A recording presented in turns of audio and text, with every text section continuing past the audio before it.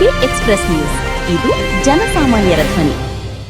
Dandeli G+2 ಮನೆಗಳ ವಿವಾದ ತೀವ್ರ, ಸಾಮಗ್ರಿ ಸ್ಥಳಾಂತರಕ್ಕೆ ಯತ್ನಕ್ಕೆ ಆಕ್ರೋಶ. ದಾಂಡೇಲಿ ಏಪ್ರಿಲ್ 23.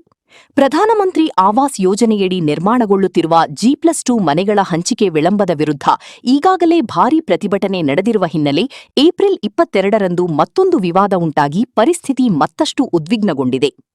ದಾಂಡೇಲಿಯ G+2 ವಸತಿ ಯೋಜನೆ ಪ್ರದೇಶದಲ್ಲಿ ಕಾಮಗಾರಿ ಪೂರ್ಣಗೊಳ್ಳುವ ಮುನ್ನವೇ ಕಟ್ಟಡ ನಿರ್ಮಾಣಕ್ಕೆ ಬಳಕೆಯಾಗುತ್ತಿರುವ ಸಾಮಗ್ರಿಗಳನ್ನು ಯಾವುದೇ ಸ್ಪಷ್ಟ ಅನುಮತಿ ಇಲ್ಲದೆ ಗುತ್ತಿಗೆದಾರರು ಸ್ಥಳಾಂತರಿಸಲು ಯತ್ನಿಸಿದ ಘಟನೆ ಬೆಳಕಿಗೆ ಬಂದಿದೆ. ಇದಕ್ಕೆ ತೀವ್ರ ಆಕ್ಷೇಪ ವ್ಯಕ್ತಪಡಿಸಿದ G+2 ಫಲಾನುಭವಿಗಳು ಹಾಗೂ ದಾಂಡೇಲಿ ಸಮಗ್ರ ಅಭಿವೃದ್ಧಿ ಹೋರಾಟ ಸಮಿತಿ ಸದಸ್ಯರು ತಕ್ಷಣ ಸ್ಥಳಕ್ಕೆ ಧಾವಿಸಿ ವಿರೋಧ ವ್ಯಕ್ತಪಡಿಸಿದರು.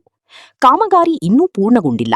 ಈ ಹಂತದಲ್ಲಿ ಸಾಮಗ್ರಿಗಳನ್ನು ತೆಗೆದುಕೊಂಡು ಹೋಗುವುದರಿಂದ ಮನೆಗಳ ನಿರ್ಮಾಣ ಮತ್ತಷ್ಟು ವಿಳಂಬವಾಗುತ್ತದೆ ಎಂದು ಹೋರಾಟ ಸಮಿತಿ ಮುಖಂಡರು ಆಕ್ರೋಶ ವ್ಯಕ್ತಪಡಿಸಿದರು.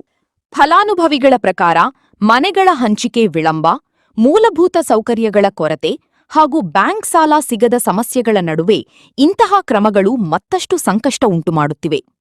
ಈ ಸಂದರ್ಭದಲ್ಲಿ ಸಮಿತಿಯ ಅಧ್ಯಕ್ಷ ಅಕ್ರಂ ಖಾನ್, ಉಪಾಧ್ಯಕ್ಷ ಅಶೋಕ್ ಪಾಟೀಲ್, ಮುಜ್ಜಿಬಾಯಿ ಛಬ್ಬಿ, ಸಾಹೇಜಾದಿ, ವಿನೋದ್ ಪೊರೆ, ವಸಂತಿ ಜೈನ್, ಶಮೀಂ ಕೊರಪಾಲಿ, ನೀಲಾ ಸೇರಿದಂತೆ ಪದಾಧಿಕಾರಿಗಳು, ಫಲಾನುಭವಿಗಳು ಹಾಗೂ ಜೆಡಿಎಸ್ ರಾಜ್ಯ ವಕ್ತಾರ ರೋಷನ್ ಬಾವಾಜಿ ಉಪಸ್ಥಿತರಿದ್ದರು.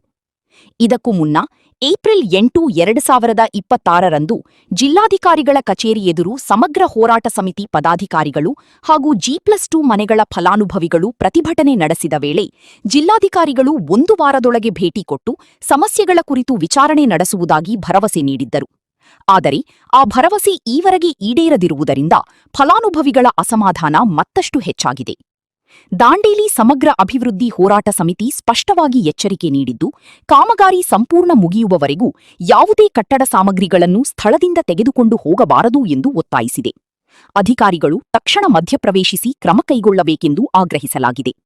ಸ್ಥಳದಲ್ಲಿ ಕೆಲಕಾಲ ಉದ್ವಿಗ್ನ ವಾತಾವರಣ ನಿರ್ಮಾಣವಾಗಿದ್ದರೂ ಯಾವುದೇ ಅಹಿತಕರ ಘಟನೆ ಸಂಭವಿಸಿಲ್ಲ. ಸಮಸ್ಯೆಗೆ ಶೀಘ್ರ ಪರಿಹಾರ ಸಿಗದಿದ್ದಲ್ಲಿ ಹೋರಾಟವನ್ನು ಇನ್ನಷ್ಟು ತೀವ್ರಗೊಳಿಸುವ ಎಚ್ಚರಿಕೆ ನೀಡಲಾಗಿದೆ. ಈ ಸಮಸ್ಯೆ ಪರಿಹಾರ ಮಾಡಬೇಕು ಅಂತೇಳಿ ಹೇಳಿ ಇವತ್ತಿನ ಈ ನಮ್ಮ ಕಾರ್ಯಕ್ರಮ ಇಲ್ಲಿಗೆ